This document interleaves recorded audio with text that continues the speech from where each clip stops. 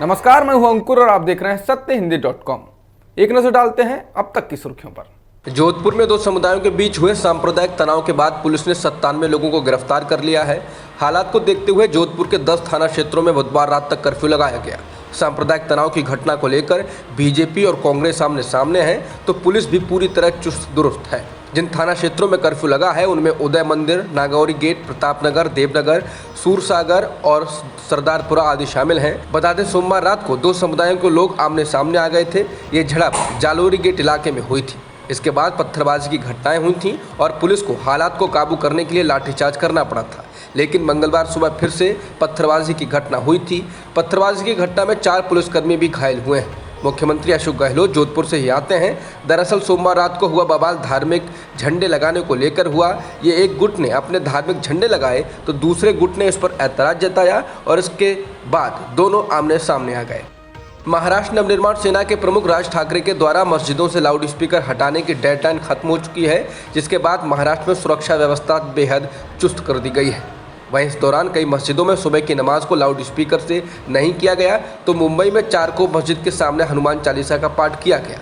कल्याण में अधिकांश मस्जिदों ने सुबह की अजान के दौरान लाउड स्पीकर बंद रखे। पुलिस ने मस्जिदों के ट्रस्टियों के साथ बैठक की थी, जिन्होंने कहा था कि वे सुप्रीम कोर्ट के आदेश के अनुसार सुबह की नमाज के दौरान लाउड स्पीकर बंद रखेंगे। वहीं पनवेल से साझा किए गए एक वीडियो में मनसे के कार्यकर्ता ने कहा कि वो लाउड स्पीकर पर हनुमान चालीसा बजाने के लिए तैयार थे, लेकिन ऐसा नहीं किया गया क्योंकि इलाके के तीनों मस्जिदों ने सुबह की नमाज के दौरान लाउड स्पीकर बंद रखा। बता दें, मनसे के हजारों कार्यकर्ताओं को पुलिस ने नोटिस भेजा है और राज ठाकरे के खिलाफ भी शिकंजा कसते हुए औरंगाबाद रैली में दिए गए उनके भाषण को लेकर FIR दर्ज की जा चुकी है।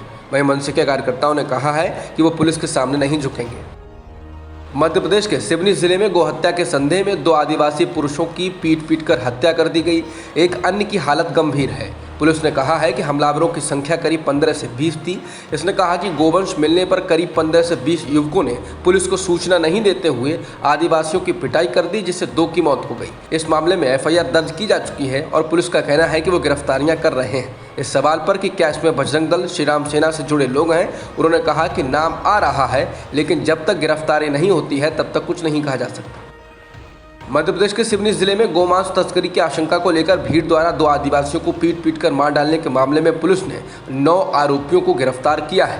उधर केंद्रीय मंत्री फग्गन सिंह कुलस्ते ने पूरे घटनाक्रम में किसी संगठन विशेष यानी कि बजरंग दल के कार्यकर्ताओं पर जो कि हत्या के आरोप लग रहे हैं का हाथ होने से इनकार किया है। वहीं पूर्व मुख्यमंत्री और मध्य प्रदेश कांग्रेस के अध्यक्ष कमलनाथ ने पूरे घटनाक्रम की तीखी निंदा की है। उन्होंने अपने बयान में मामले की उच्च स्तरीय जांच की मांग करते हुए आरोपियों के खिलाफ सख्त कार्रवाई करने की मांग की।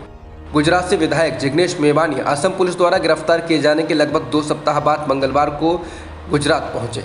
अहमदाबाद पहुंचने के तुरंत बाद मेवानी ने एक सभा को संबोधित किया। मेवानी ने ऊना तहसील में दलितों के खिलाफ विरोध प्रदर्शन को लेकर दर्ज मामलों को वापस नहीं लेने और पुलिसकर्मियों के ग्रेड पे एवं अन्य विरोध प्रदर्शन करने वाले समूहों की मांग सरकार द्वारा पूरा नहीं किए जाने पर 1 जून को गुजरात बंद का आह्वान करने की चेतावनी दी।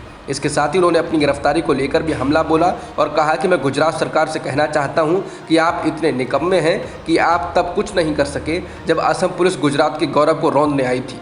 आपको इसके लिए शर्म आनी चाहिए। निर्दलीय विधायक मेवानी ने कहा कि असम पुलिस द्वारा गुजरात के एक विधायक का अपहरण करना और उसे असम से ले जाना गुजरात के 6.5 करोड़ लोगों का अपमान है।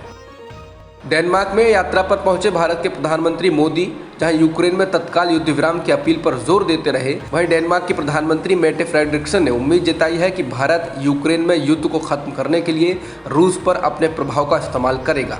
मेटे ने यह बात तब कही जब भारतीय प्रधानमंत्री मोदी भी उनके बगल में खड़े थे। डेनमार्क की प्रधानमंत्री ने इस पर जोर दिया कि उन्होंने प्रधानमंत्री मोदी के साथ यूक्रेन में युद्ध और नागरिकों के खिलाफ किए गए भयानक अपराधों के परिणामों पर चर्चा की है। इस दौरान उन्होंने कहा कि उन्हें उम्मीद है कि भारत अपने प्रभावों का इस्तेमाल करेगा। ये 24 फरवरी को यूक्रेन पर रूस के आक्रमण के बाद से किसी भी यूरोपीय नेता द्वारा साफ तौर पर व्यक्त की गई अपेक्षाओं में से एक है।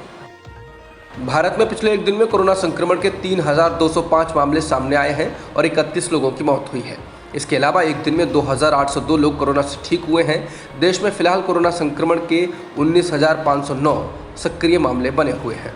IPL के सीजन 15 के 48वें मुकाबले में गुजरात टाइटंस को इस टूर्नामेंट की दूसरी हार का सामना करना पड़ा। नवी मुंबई के DY पाटिल स्टेडियम में खेले गए मुकाबले में पंजाब किंग्स ने गुजरात टाइटंस को 8 विकेट से हरा दिया। गुजरात टाइटंस ने टॉस जीतकर पहले बल्लेबाजी करने का फैसला किया। गुजरात ने 20 ओवर में 8 विकेट पर 143 रन बनाए। 144 रनों के लक्ष्य का पीछा करने उतरी पंजाब किंग्स की टीम ने 16 ओवर में ही 2 विकेट खोकर लक्ष्य हासिल कर लिया। इस जीत के साथ पंजाब किंग्स की प्लेऑफ की उम्मीद अभी जिंदा है। अब तक की खबरों में इतना ही। बाकी खबरों के लिए बने रहिए सत्यहिंदी.com के साथ।